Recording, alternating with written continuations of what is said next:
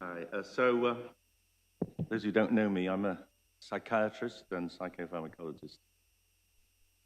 I'm going to talk to you about psychedelics. I thought it might be useful to very briefly go back over the last 7,000 years of human history where psychedelics have played a role in many, many cultures. And I won't elaborate much of this because we don't have time, but it's hard to find a culture where psychedelics weren't such a seminal element of the development, particularly of beliefs, particularly religious type beliefs.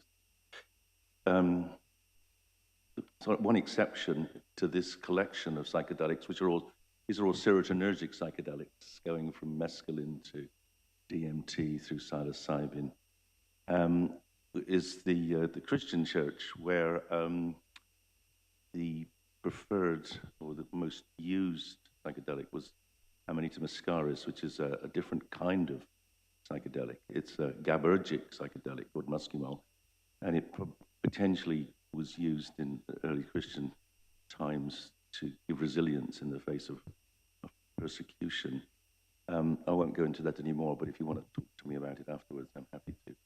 But I want to move to the scientific study of psychedelics, which really began about 200 years ago with Humphrey Davy. When he was president of the Royal Society, he took nitrous oxide, which was only recently been discovered by Priestley, and he wrote about this in his one of his papers. And he said, "There's nothing exists but thought. The universe is of impressions, ideas, pleasures, and pains." And I think he wasn't the first philosopher to think that. Maybe Kant, and maybe before Kant, maybe Spinoza, but he was the first scientist to actually get that thought from taking a drug. And of course, drugs then fueled a lot of modern thinking. Actually, he set up a special branch of the Royal Society to study consciousness using drugs called the Chemical Philosophy Group, which ran for about 30 years. And then in the US, of course, William James, we've already heard about his personal suffering from depression, but he was particularly interested in both altered consciousness and religious experiences, as you mostly know. And I just love this quote from him: "Our normal waking consciousness is but one special type of consciousness, while all about it, parted from it by the filmiest of screens, there lie potential forms of consciousness entirely different." And I highlight this next section: "No account of the universe in its totality can be final. That leaves these disregarded." And I guess that's why most of us in here are studying consciousness, because it's actually one of the fundamental questions of the universe. But of course, in his day, he could hardly study them. And it's modern imaging particularly that's allowed us to begin to address his question. And in terms of psychedelics, the real breakthrough came in the 1950s with the discovery of LSD by Albert Hofmann there. And what was interesting about that is that Hofmann was manipulating ergot, the component of the ancient Greek kykeon drinks, to try to make a more powerful vascular promoting agent. And he happened upon LSD, which is, is extraordinarily potent. And he was very compelling in the way he wrote about it. He used it regularly. There's a picture of him at 100. We can't prove his use of LSD made him live that long, but it certainly didn't kill him prematurely. And he was persuaded, because he was so persuasive, he encouraged his company Sandoz to make it available for clinical neuroscience research, and it was widely used, and it was particularly supported by the US NIH, who funded nearly 140 grants. Sandoz also made available psilocybin, which Hofmann discovered somewhat later was another LSD-like compound, a 5-HT analog. And they were both made available for research and treatment. That led to 1,000 clinical papers, 40,000 patients were studied. There were 40 books published, 6 international conferences. In 1971, when it all came to an end, and I'll explain about that in a second, Masters and Houston pulled together the data and came to this conclusion. Results were overwhelmingly positive. describing safe and effective treatment. I thought since we have already touched on Francis Crick yesterday, we might reflect a little bit on Crick and his relationship with LSD, and also Kary Mullis. So Kary Mullis, when he got the Nobel Prize, pointed out that he wouldn't have got it if he hadn't taken LSD, because he was trying to work out how to get enough DNA to do what you might call some straightforward chemical analysis. And he saw the double helix unraveling in front of him during an LSD trip. Crick, of course, was in a different situation. He'd already got the Nobel Prize with, sorry, I've just, Jim Watson, sorry. And then he took LSD, and he realized that actually solving the question of life was, well, been done. But solving the question of consciousness was more of a challenge. And in fact, that his use of LSD turned him into a neuroscientist. And he wrote this book, which at the time I think was, maybe people did consider it an astonishing hypothesis. I mean, today I think we would consider it rather trite that there might be the brain and the soul might have something to do with each other. But anyway, he came up with this great quote, which you heard yesterday as well. There is no scientific study more vital to man than the study of his own brain. Our entire view of the universe depends on it. However, psychedelics induced a backlash, and they got banned. And the backlash essentially came out of the anti-Vietnam War protests. And the top left picture was the real challenging one.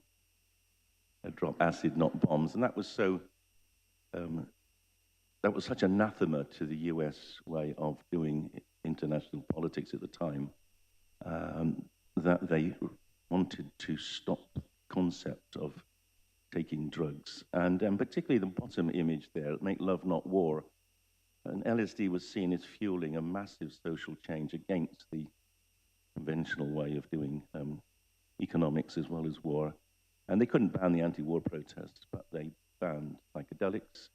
Of course, the war ended a few years later, but the ban on psychedelics hasn't ended to this day. And that ban was truly catastrophic, because after the US banned them in '67, the rest of the world banned them in 1971.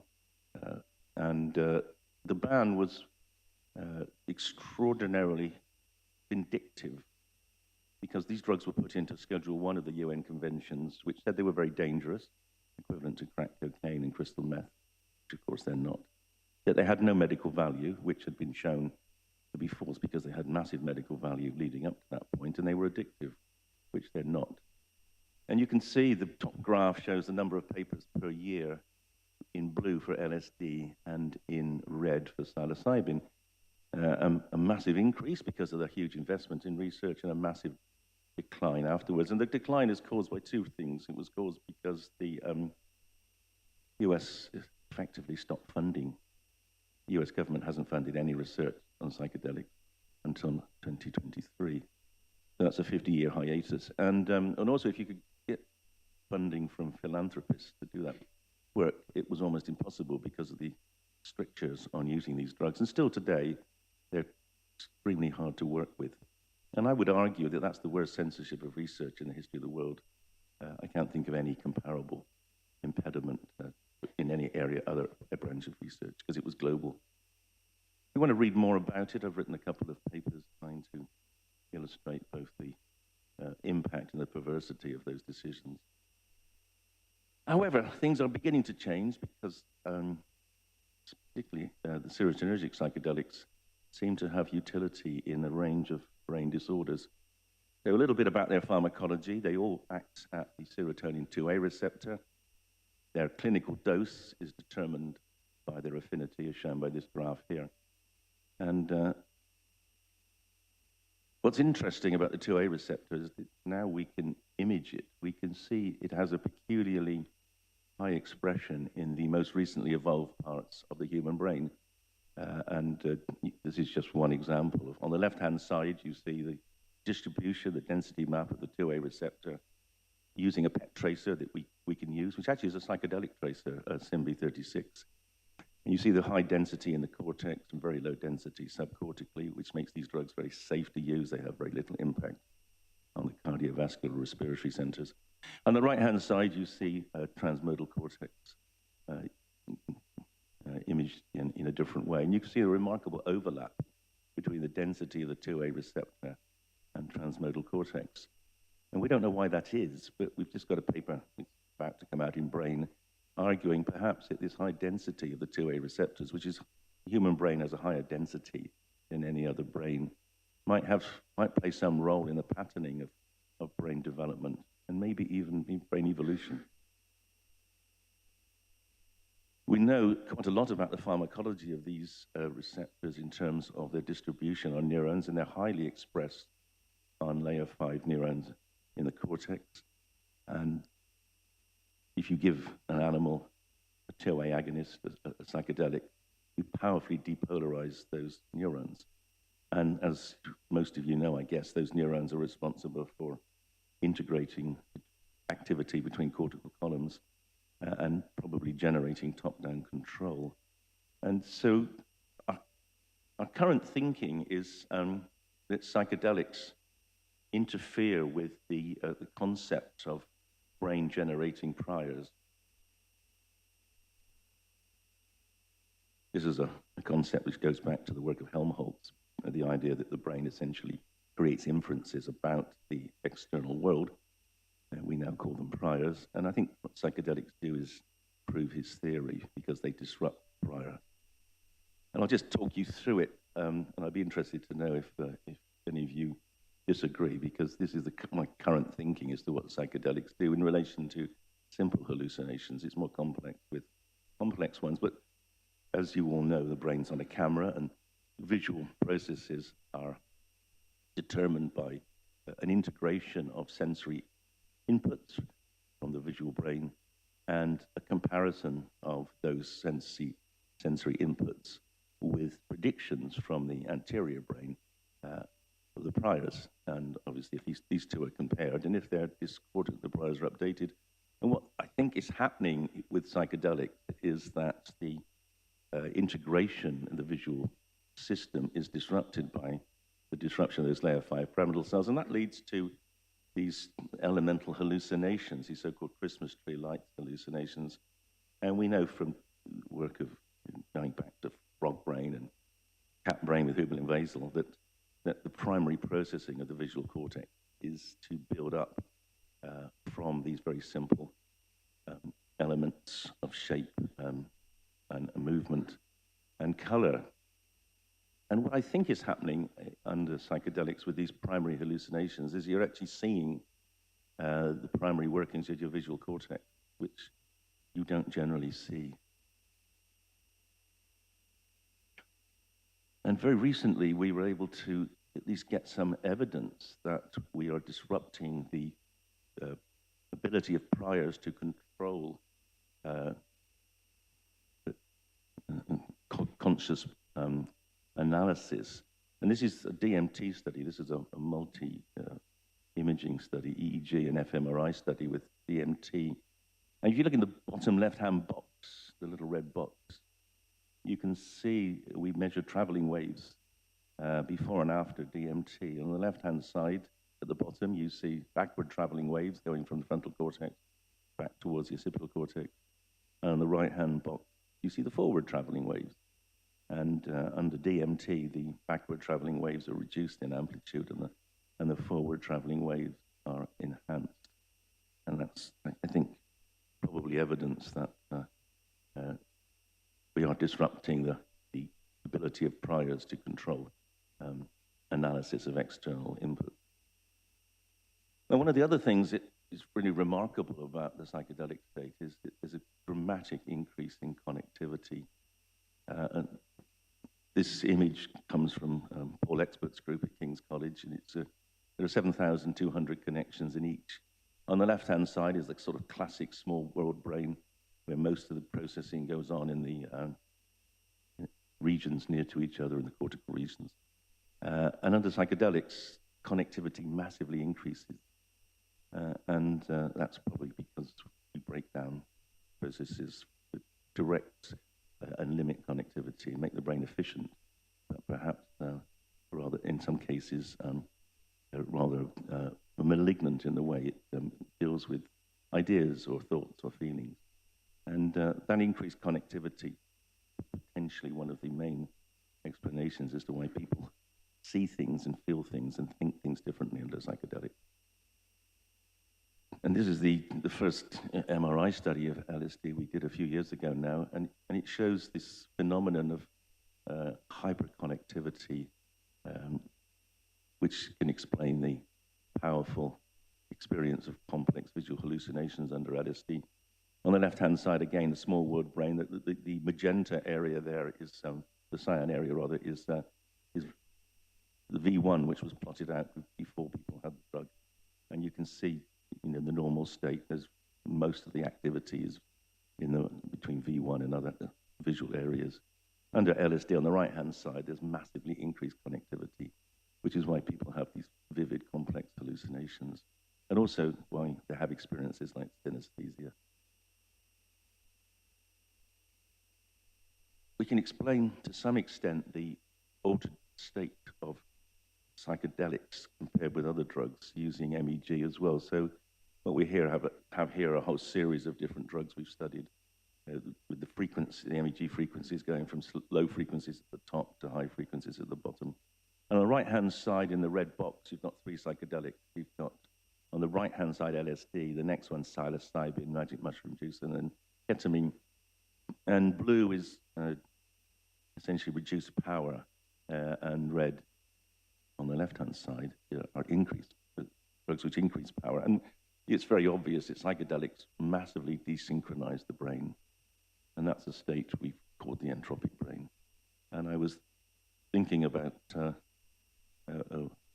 what Wolf said yesterday about oscillators, and I'm wondering whether there's some relevance of this powerful desynchronization, because the regularity of the brain under psychedelics is very, very, very much more disorganized than normal. And on the left-hand side, you can see the opposite. We can use GABA drugs. You've got zolpidem, you've got gaboxidol, which is an extrasynaptic GABA agonist. You've got tiagabine, a GABA uptake blocker, all producing the opposite, all producing very powerful synchrony of brain activity. In fact, in the tiagabine experiment, 1 or 2 of the volunteers, the brain became so synchronized they couldn't actually move. They went into a state of catalepsy for a period. So the idea that psychedelics desynchronize the brain may lead to the explanations as to why they produce quite profound alterations in people's ongoing attitudes, particularly mood and behavior. I just want to show you this. One of the powers of MEG, as you probably know, is the fantastic temporal resolution. And in that MEG study, we were able to work with Carl Friston's group and test their theory of cortical oscillations relating to this simple model of 2 pyramidal cells and 2 inhibitory interneurons.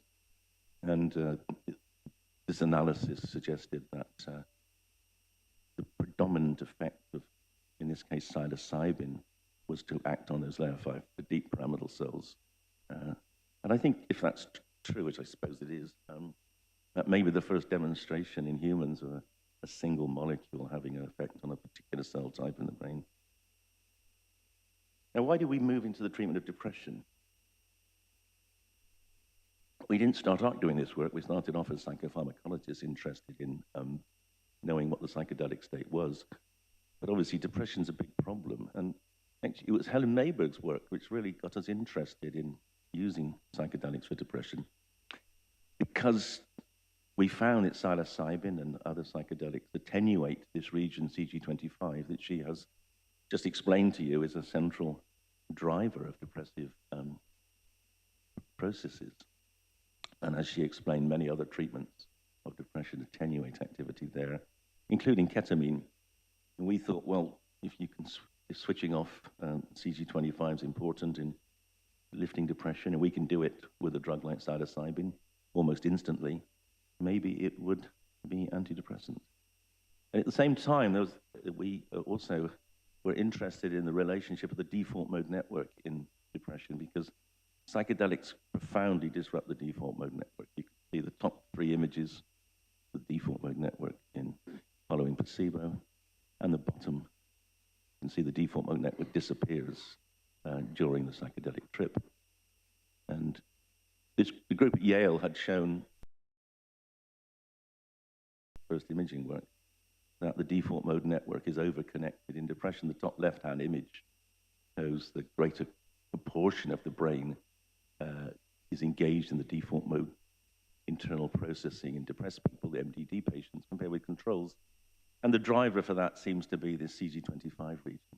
And there's a strong relationship between depressive rumination and the activity of the default mode network and CG25 driving that.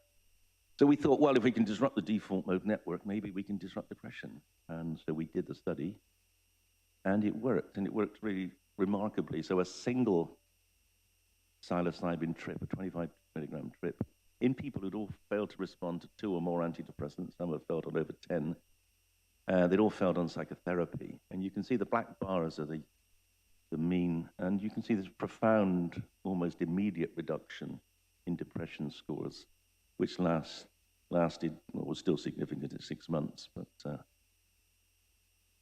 overall, there's a tendency for the depression to creep back. But some people from this study are still well after 1 dose of psilocybin 10 years later.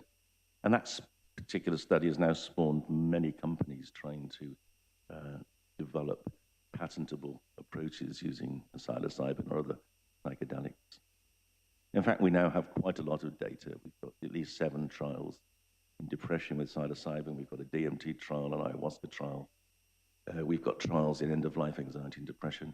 We've also got trials in smoking quitting and alcohol quitting. We've got trials in GAD with LSD, and there are trials underway in anorexia, OCD, and pain syndromes. There's an enormous interest now in psychedelics for a whole range of different disorders. And one of the paradoxes is, why would they work across such a broad range of symptomatology? And the answer is because these are all internalizing disorders. They're all disorders in which people have cognitions which are self-referential, and they're ruminative. And often they're resisted by the patient, but they can't stop thinking them. And we think psychedelics, through this powerful disruptive ability at the entropic brain model, can break those processes and allow people to think differently. And how do they do that? Well, I'll just give a couple of quotes from our patients. So the subjective experience is very often, they talk about computer analogies, like defragging the hard drive or reformatting. So this patient said, it was like when you defrag the hard drive on your computer. I experienced blocks going into place, things being rearranged in my mind. I visualized as it was all put into order. I thought, my brain is being defragged. How brilliant is that? My outlook has changed significantly. I'm more aware now. It's pointless to get wrapped up in endless negativity. I feel as if I've seen a much clearer picture. And it's interesting because historically, insights like this have had quite a profound impact on medicine. And I guess most of you don't know that the foundation of AA came from a psychedelic trip experienced by Bill Wilson in 1933. And his experience was this: suddenly the room lit up with a great white light. I was caught up in an ecstasy which there are no words to describe. It seemed to me in my mind's eye I was on a mountain, and that a wind, not of air, but of spirit was blowing. And then it burst upon me I was a free man, by which he meant he'd actually broken the shackles of alcoholism. And 20 years later, when LSD became available, Wilson took LSD, actually with Huxley, and he came to believe that LSD could help alcoholics escape from the belief that the bottle was the only thing that was worthwhile in their lives. He hoped he thought LSD could help them achieve a spiritual awakening. And in fact, his influence led to the NIH funding 6 trials of LSD in the treatment of alcoholism. And he was right. The effect size of LSD and alcoholism done in the studies done in the 60s is 3 times greater than any drug we have today. And just to finish, I want to reflect a little bit on what's maybe going on and how psychedelics work differently to traditional antidepressants like SSRIs. This is the paper we published last year. And it looks at modularity, or the breakdown of modularity in the brain following psilocybin. And we measured this change in modularity after in both the depression studies we've done. And they both came to the same result, which is that there's increased flexibility. Brain states switch between each other more readily following psilocybin. This particular image is 3 weeks after a dose of psilocybin. You see increased flexibility, reduced modularity. That's on the left-hand side. On the middle image, the correlation coefficients show that increased flexibility correlates with clinical outcome, and the right-hand image shows particularly increased connectivity within the executive network. And the bottom, the blue images are for the SSRI, escitalopram, where there's no change in flexibility. And that kind of fits very much with how patients describe the different effects of the different drugs. And then finally, of course, there's one other intriguing aspect of psychedelics, which has come from sort of back translation from the clinical work, which is preclinical studies looking at neuroplasticity. And it's clear that psychedelics can increase dendritic sprouting, and they can indeed increase synaptic density, at least in animals. And studies are underway to see if that underpins the clinical benefit. There's certainly no question that psychedelics have enduring effects. And there must be some kind of plasticity or memory that underpins that. I'll just finish with a couple of quotes. Those who cannot change their minds cannot change anything, and that's very much true of our patients. And psychedelic treatment has changed their minds through changing their brains. And what we've got to do now is change the public's mind. That's not too difficult. We've also got to change politicians' minds, because we've got to bring psychedelics back into medical practice. They're still illegal in every country in the world, effectively, for clinical practice, except in Australia. And this year, Australian government rescheduled psilocybin for treatment-resistant depression on the grounds of clinical need, trying to reduce suicide rates. And some of you may know that Oregon voted in the last US election to allow mushrooms for well-being centers. And I think California and Colorado are likely to go down the same route quite soon. And the right-hand image, of course, is a remarkable image because it shows there's only one thing that the US Senate agrees on between the two main parties, which is that mushrooms will be important in the future. So I'll stop now. I'll thank the people who funded this research. And also, if you're interested, there's a new book I've written on it. And the American translation comes out next month. Thank you very much.